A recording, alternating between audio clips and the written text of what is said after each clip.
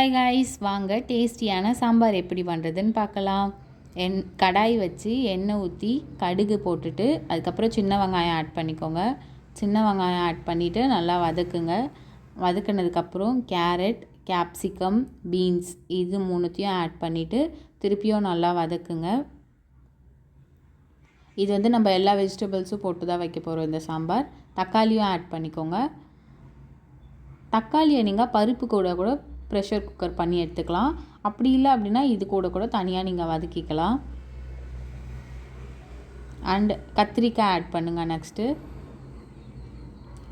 இது எல்லாத்தையும் நீங்கள் ஒரு 5 மினிட்ஸ் நல்லா வதக்குங்க. கலர் சேஞ்ச் ஆகணும், அது வரைக்கும் நல்லா வதக்கிடுங்க.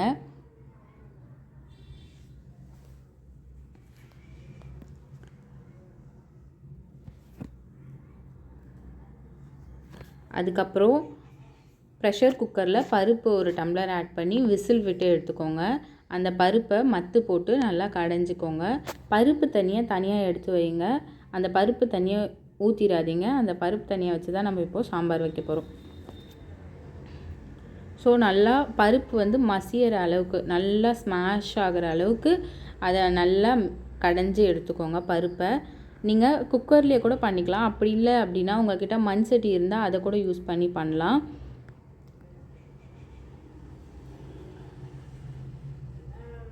ஸோ இதை நல்லா தண்ணி ஊற்றிட்டு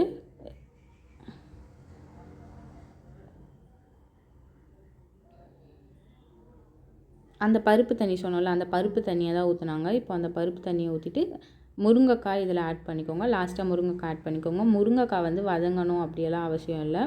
ஸோ முருங்கைக்காய் ஆட் பண்ணிவிட்டு நம்ம இந்த காய் எல்லாத்தையும் வதக்கிட்டோம்ல, பருப்பு கடைஞ்ச அந்த பருப்பு கடையில் எடுத்து அது கூட நம்ம வதக்கி வச்சுருக்க இந்த வெஜிடபிள்ஸ் எல்லாத்தையும் ஆட் பண்ணிக்கணும். அது எல்லாத்தையும் ஆட் பண்ணிவிட்டு நல்லா மிக்ஸ் பண்ணுங்கள்.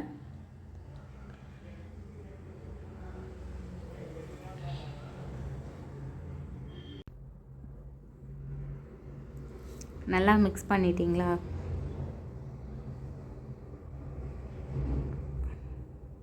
நெக்ஸ்ட்டு புளி தனியாக எடுத்து வச்சுக்கோங்க. ஒரு லெமன் சைஸு புளி, அது கூட உப்பு ஆட் பண்ணி அதை நல்லா கரைச்சி வச்சுக்கோங்க.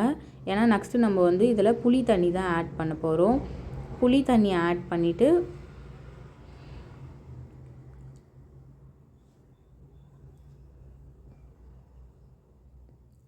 நல்லா மிக்ஸ் பண்ணுங்கள்.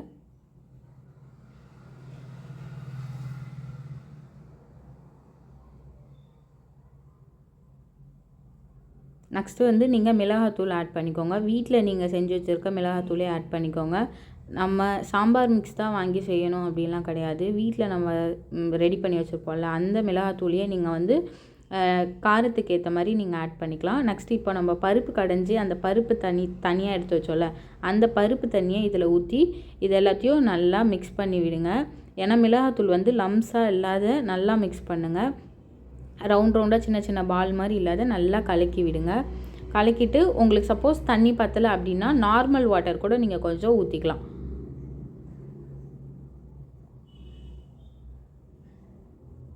ஊற்றிட்டு இப்போ பாருங்கள் லைட்டாக கொதிக்க வருது பார்த்தீங்களா? அப்போ சால்ட் உப்பு ஆட் பண்ணிக்கோங்க. உப்பு ஆட் பண்ணிவிட்டு நம்ம இந்த சாம்பாரை விசில் தான் விட்டு எடுக்க போகிறோம். இதை நம்ம கொதிக்க வைக்க போகிறது கிடையாது. ஸோ கொதிக்குது பார்த்தீங்களா? அப்போ குக்கரை மூடிடுங்க. குக்கரை மூடிட்டு நீங்கள் கரெக்டாக 2 விசில் விடுங்க.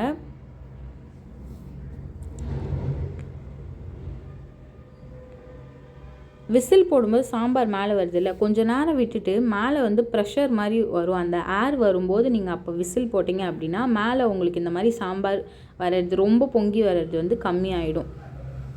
அண்ட் நெக்ஸ்ட்டு சாம்பாரை ஓப்பன் பண்ணியாச்சு. எல்லா காயும் நல்லா வெந்து இருக்கு பாருங்கள். கொத்தமல்லி கட் பண்ணி வச்சுக்கோங்க. கொத்தமல்லியே இதில் நீங்கள் லாஸ்ட்டாக சர்வ் பண்ணி ஆஃப் பண்ணிட்டீங்க அப்படின்னா சூப்பரான ஹோட்டல் ஸ்டைல் சாம்பார் ரெடி ஆகிடும். Hope you guys like this video. White rice கூட இதை வச்சு சாப்பிட்டு பாருங்கள், செம்ம டேஸ்ட்டாக இருக்கும். உங்களுக்கு பிடிச்சிருந்தா தோசை இட்லி கூட நீங்கள் இதை வச்சு சாப்பிட்லாம். தேங்க்ஸ் ஃபார் வாட்சிங்.